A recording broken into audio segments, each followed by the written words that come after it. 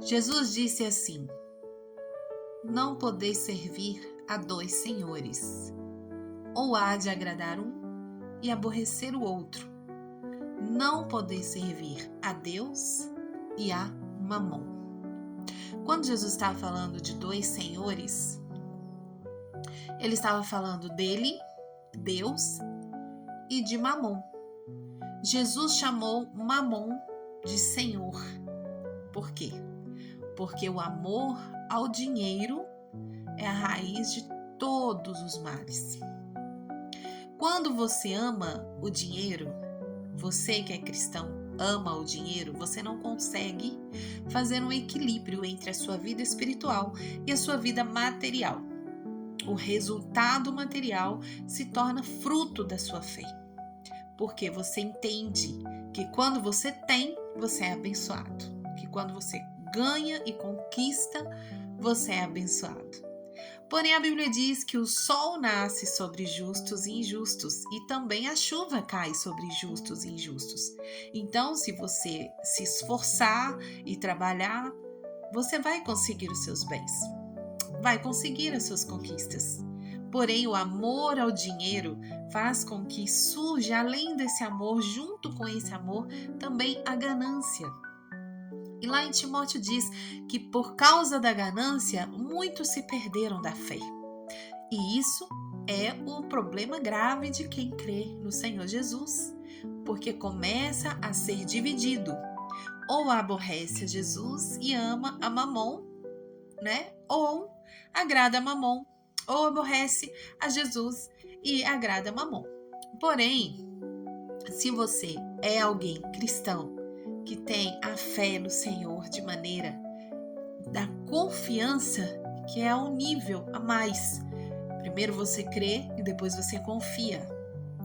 O nosso Deus, ele é provedor e ele faz milagres. Talvez os nossos olhos estejam sobre pessoas bem-sucedidas, chamando uma vida larga, uma vida cheia de tudo, uma vida com muita riqueza, uma vida abastada, uma vida de conforto. Estejamos chamando tudo isso de milagre. Mas milagre mesmo é para quem confia em Deus, para quem confia no Jeová Jiré, que é Deus provedor. Já pensou viver com R$2.000, R$1.500, R$3.000? Quantas famílias vivem assim? Quantos pais de família, quantas famílias com 3, 4 filhos estão vivendo assim? Isso é um milagre. Só que os que têm muito, muito mais querem. Quando alcançam um degrau acima, outros degraus acima querem conquistar. Por isso a ganância não tem fim. Mas aquele que confia no Senhor, ele não será desprezado, ele não será abandonado. Porque imagine você no deserto, com muitos filhos, na barra da sua calça, na barra da sua saia, pedindo comida. E você no deserto só vê areia. Você não vê plantação, porque ali não tem como plantar. Você não vê lojas para comprar. Você não pode pedir ao vizinho, porque o vizinho também está no deserto. E Deus cuidou do seu povo. Ele mandou maná e todos eram alimentados. Olha, confiar em Deus é diferente. Andar com um Deus que provê é diferente do que garantir o seu cofre. Como diz em Lucas, quando aquele homem na parábola disse: olha os meus celeiros, olha os meus depósitos, como estão cheios, lotados, abastados. E o texto diz: louco, hoje pedirão a sua alma. E aí? Não é? Então, o importante de andar com Deus não é só conhecer religiosamente ou no evangeliquez. É confiar em Deus nas mais diversas e difíceis situações. Porque viver o milagre é ter o pouco e ver isso multiplicado, como aquele menino de 5 pães e 2 peixes. Jesus não precisa de muito para multiplicar. O que temos, ele multiplica. E é muito melhor viver com a provisão e a bênção e a comunhão com Ele, do que deixar que a ganância das riquezas faça você se perder da fé. Cuidado com as ganâncias.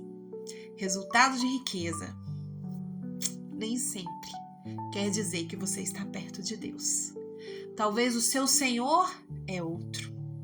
E já parou para reparar que pessoas que têm muito são as mais preocupadas em não ter?